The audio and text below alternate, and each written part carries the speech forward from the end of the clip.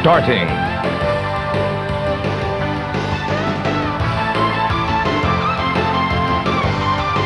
Climbing.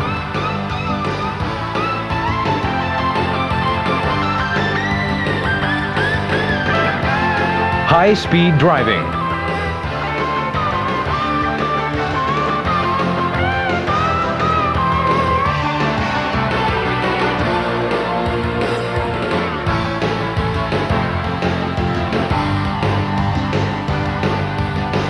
Driving in reverse.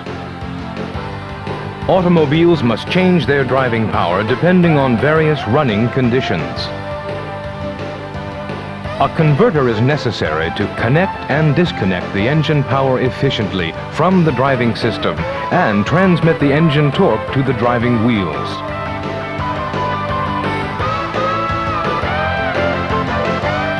The following is a presentation of the construction and function of the clutch and manual transmission.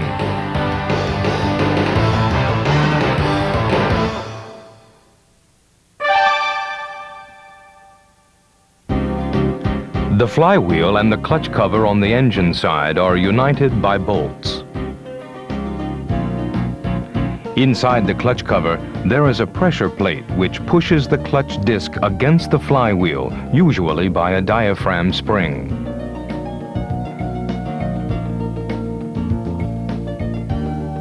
This pushing power transmits the rotational movements of the engine to the transmission through the input shaft splined with the clutch disc. This is a condition called the clutch is engaged.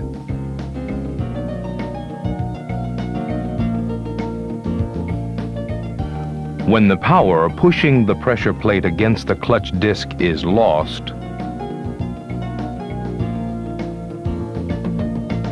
the clutch disc becomes free between the flywheel and the pressure plate. This is a condition called the clutch is disengaged.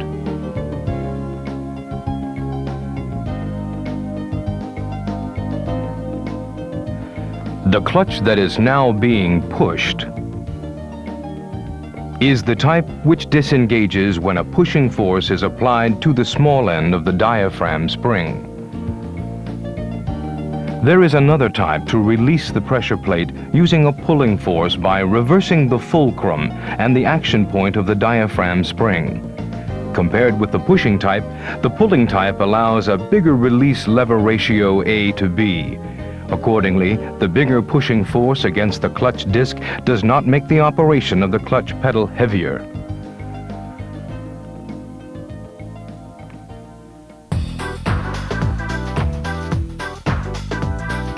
Here is how the clutch functions. Depression of the clutch generates the sliding movement of the piston. In the clutch master cylinder, that sliding movement converts to hydraulic pressure. The inlet valve closes the reservoir passage. The elevated hydraulic pressure is transmitted to the release cylinder. Using the hydraulic pressure, the release cylinder piston pushes the clutch release fork through the push rod. And then the release bearing installed on the other end pushes the diaphragm spring in motion. In this way, the clutch disc can be released from the pushing of the pressure plate by the diaphragm spring, and the clutch is disengaged.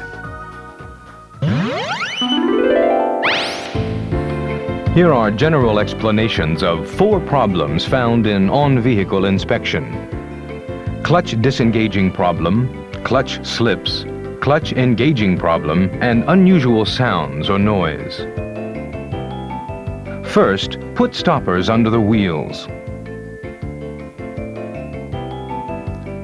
Fully apply the parking brake. Depress the clutch pedal and start the engine. Confirm that the shift lever is in the neutral position and release the clutch pedal. Then shift the lever to the reverse position and wait for the gears to make a slight crunching sound. Since the reverse gear does not have a synchronizing mechanism in most transmissions, The gears cannot be engaged easily, or sometimes cannot be engaged at all, when the clutch has a disengaging problem. So the problem can be identified more easily than by shifting into a forward gear. While the gears are making a continuous crunching sound, depress the clutch pedal slowly.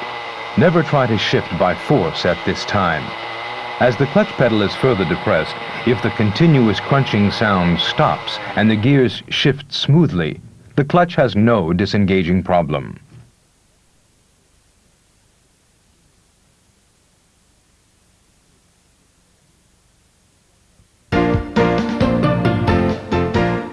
Clutch slips means that the clutch disc slips between the pressure plate and the flywheel when the clutch is engaged.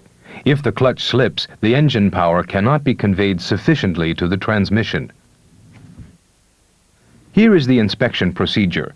Follow the same procedure as before until the engine starts.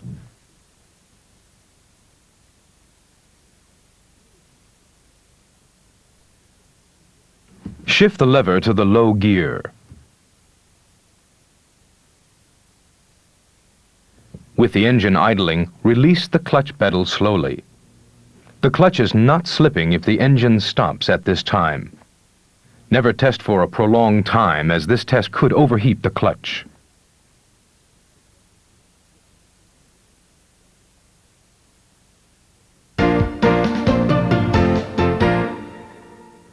This is where the driver feels intermittent vibrations and is shaken back and forth when the clutch is engaged. Or the vehicle suddenly moves forward when the clutch is partially engaged. In both cases, it may be concluded that there is a clutch engaging problem. Such conditions may not be noticeable in ordinary driving, but will become more noticeable when the car is started on an uphill grade or with a heavy load.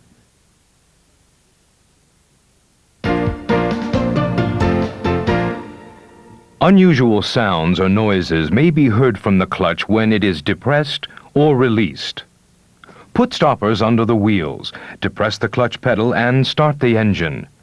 Put the shift lever in the neutral position and release the clutch pedal.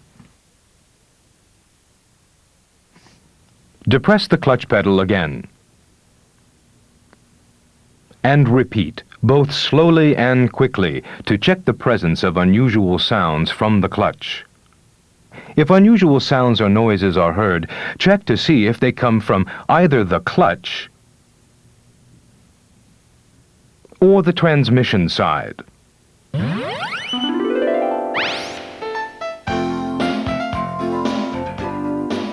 If trouble is found in the course of the on-vehicle inspection, it is necessary to remove the clutch cover and the clutch disc for further inspection or treatment.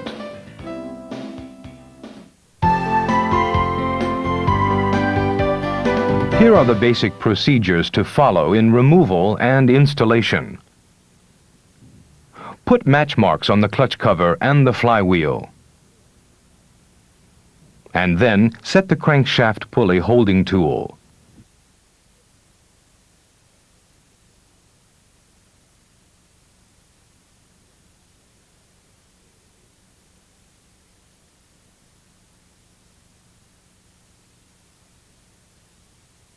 Loosen the set bolts in several passes in diagonal order.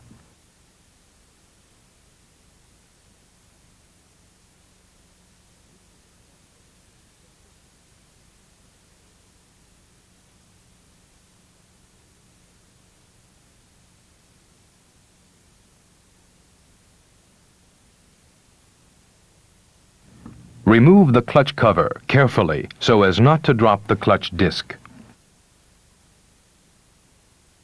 Wipe off any abrasive particles on the cover carefully.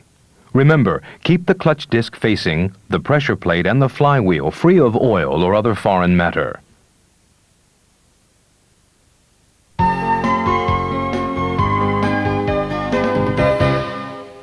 After necessary treatments, install the clutch disc and the cover. Apply a coat of molybdenum disulfide lithium-based grease on the clutch disc splines. Be sure to set the clutch disc with its protruded side facing the clutch cover side. Insert the SST in the clutch disc, and then set the cover in position. Set the clutch cover according to the match marks. Gradually tighten the clutch cover set bolts in diagonal order, starting with the one near the knock pin.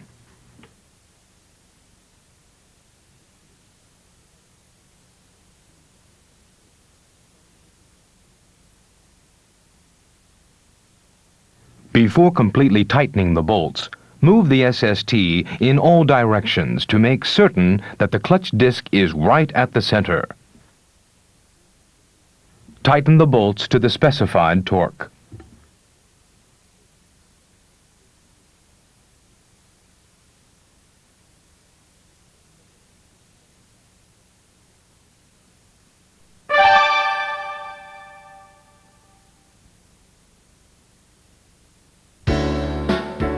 The transmission is an assembly of gears that converts the engine rotation, torque, and the rotational direction depending on the driving conditions and transmits them to the drive wheels.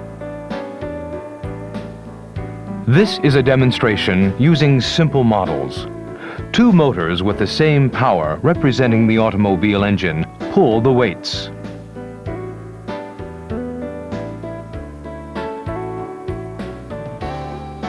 The shafts of the two models used to wind up the threads holding the weights differ.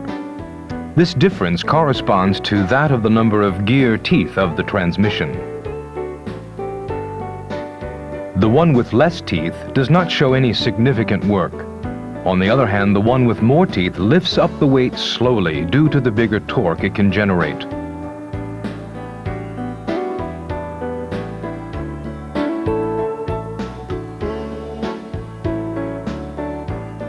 This is the same as the combination of gears automobiles use for starting or driving uphill.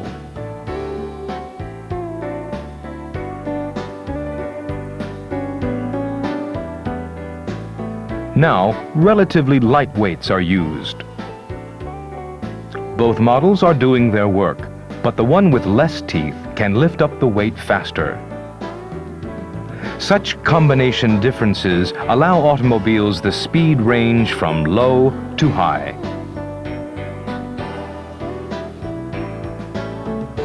The transmission is an assembly to operate a combination of different gears easily, promptly, accurately, and quietly. How many gear changes would be practically ideal for a transmission? The ideal driving performance curves show continuous engine torque changes. With two shifting gears, as in the previous models, the inefficient use of engine torque, the portion shown in red, increases. On the contrary, too many gears will complicate the construction and operation of the transaxle transmission. Accordingly, it is common that the number of gear changes should be 4 or 5 in forward speed. With a combination as shown in the previous models, the rotational direction of the force input side is opposite to that of the output side. Therefore, in practice, two combinations of gears are assembled to obtain the same rotational direction. Since driving the wheels in reverse to back up a car is one of the functions of the transaxle transmission, one play gear is added to compensate for the engine that cannot reverse.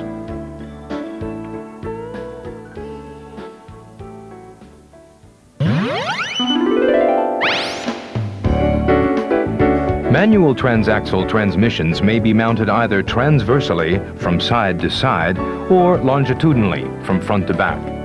FF vehicles usually have transversely mounted transaxles, while FR vehicles have longitudinally mounted transmissions.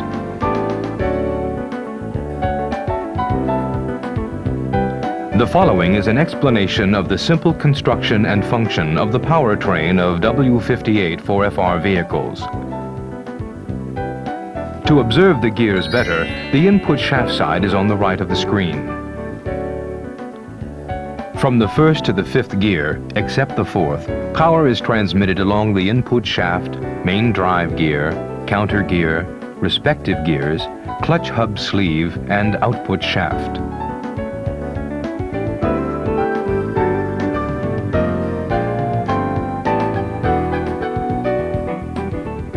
In the fourth gear, the input shaft and output shaft are directly connected. In the reverse gear, the idler gear is added. This gear makes the rotational direction of the input shaft opposite to that of the output shaft.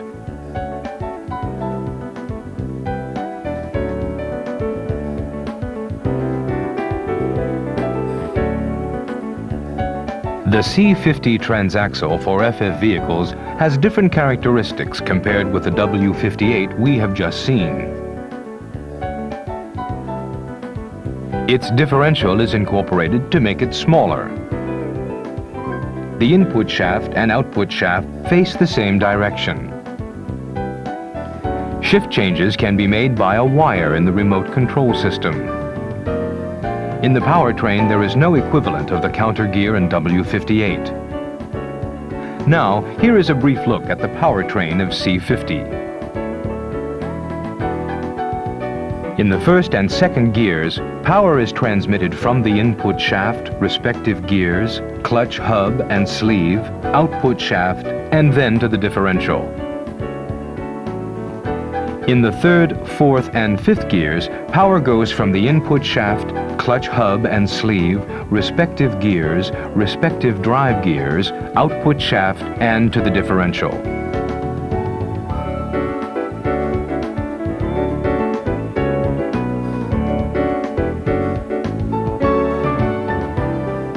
In the reverse gear, power is transmitted from the input shaft, reverse idler gear, reverse gear, output shaft, and to the differential.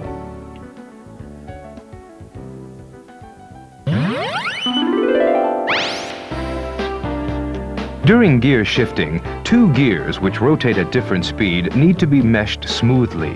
One is the speed gear rotated by the input shaft, and the other is the hub sleeve rotating with the output shaft.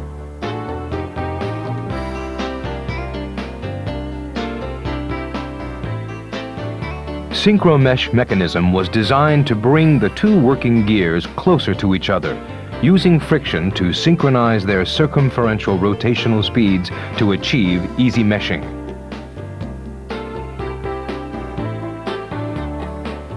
Here is an explanation of the functions of the key-type synchromesh widely used in Toyota vehicles. The component parts of the synchromesh mechanism are the hub sleeve, clutch hub, key spring, and synchronizer ring. Before gear shifting, each speed gear turns freely on the output shaft. On the other hand, the clutch hub and the hub sleeve are respectively fixed to the output shaft by splines and rotate from the propeller shaft side. By moving the shift lever, the hub sleeve and shifting key move right, and the shifting key pushes the synchronizer ring, which has been free, against the gear cone to start synchronizing. Due to the difference in the rotational speeds between the hub sleeve and the gear, as well as the friction between the synchronizer ring and the gear cone, the splines in the hub sleeve and synchronizer ring face each other with a gap in the direction of the gear rotation. The size of this gap is equal to the difference between the width of the key slot and that of the key.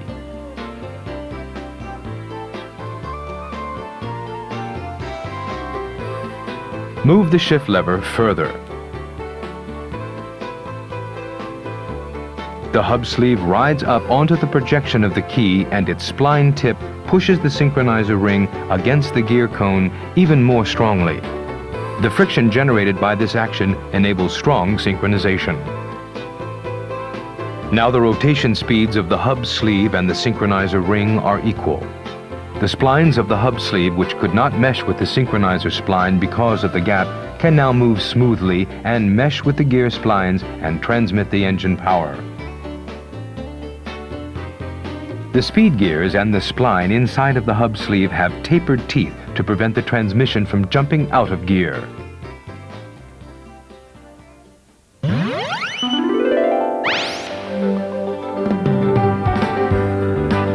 This part of C50 shows the shift and select lever shaft, which incorporates the double meshing prevention mechanism, the reverse one-way mechanism, and the reverse miss-shift prevention mechanism.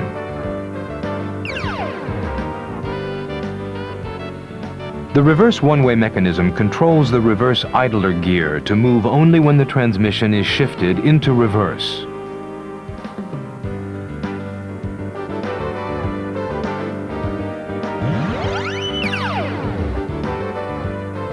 The reverse miss-shift prevention mechanism prevents accidental shifting directly into the reverse gear from fifth gear while the vehicle is in motion.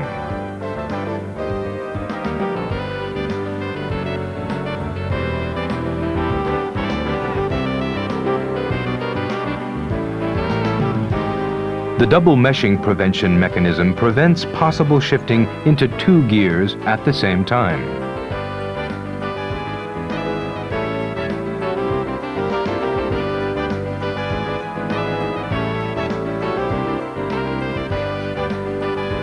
Here is an explanation of the double meshing prevention mechanism of W58, whose inside construction we usually cannot see. The central shaft has two slots, and each of the two other shafts has one slot.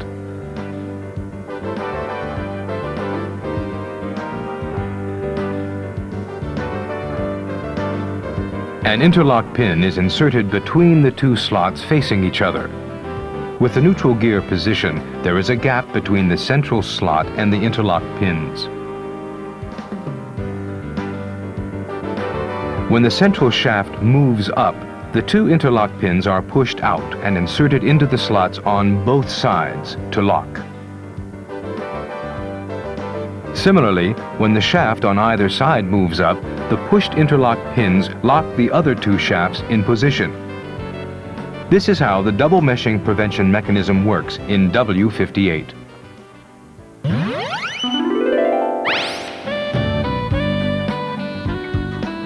Each gear and bearing of the transmission is always subject to friction, so most of the trouble associated with the transmission occurs when wear or fatigue of parts exceeds certain limits over a long period of time.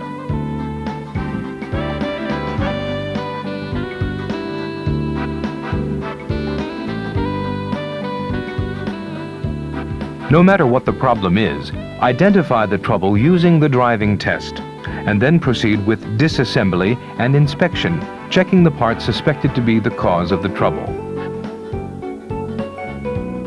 In case of gear crunching while shifting into a particular gear, or more seriously in the case that gear shifting itself is impossible, suspect poor synchromesh operations first.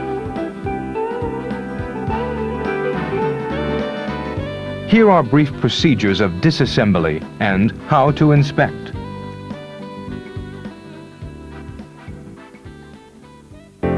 Set the lever in the neutral position. Remove the shift and select lever shaft assembly.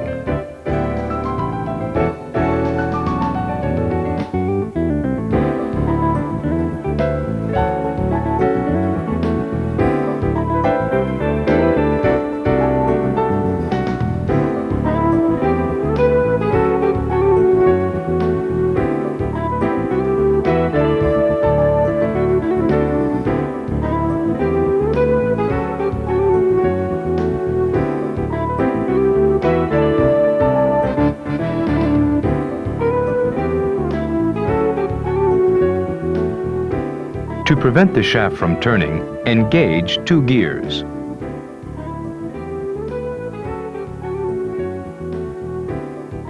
Break and remove the lock nut caulking. Disengage the two gears previously engaged.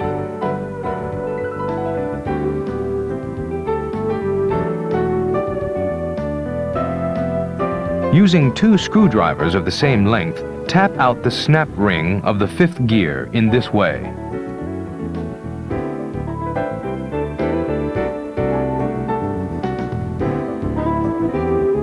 Set the hooks of the SST to the gear correctly and remove the fifth gear, the clutch hub, and the synchronizer ring.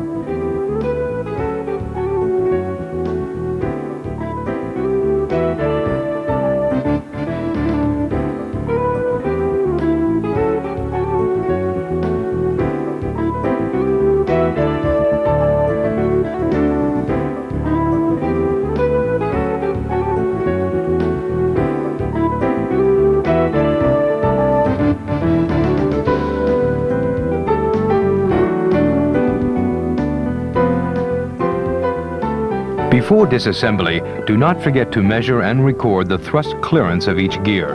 Use a dial indicator for the 5th gear.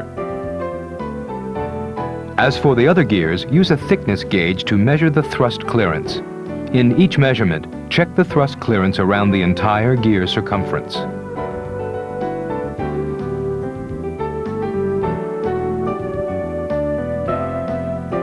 This is the synchronizer ring. First, check the damage and wear of the synchronizer ring splines, which touch the hub sleeve. Then, push the synchronizer ring against the gear cone and rotate it to check if it slips or not. With the synchronizer ring pushed against the gear, measure the clearance between them with a thickness gauge. If there is any abnormality in these inspections, change the synchronizer ring with a new one.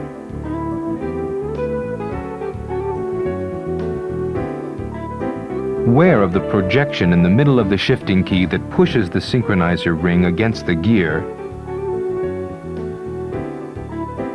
and wear and damage of the shifting key spring can also cause gear crunching during shifting.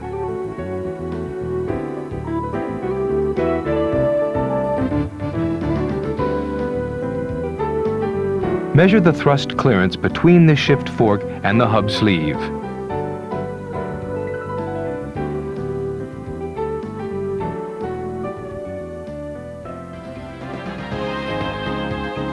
Please remember, however, that problems of gear crunching or gear shifting difficulty at the time of shifting have a close connection with the clutch actions too. So it is important to understand the procedures of the clutch inspection in the first half of this video. Remember both components as causes for trouble when inspecting the transaxle transmission.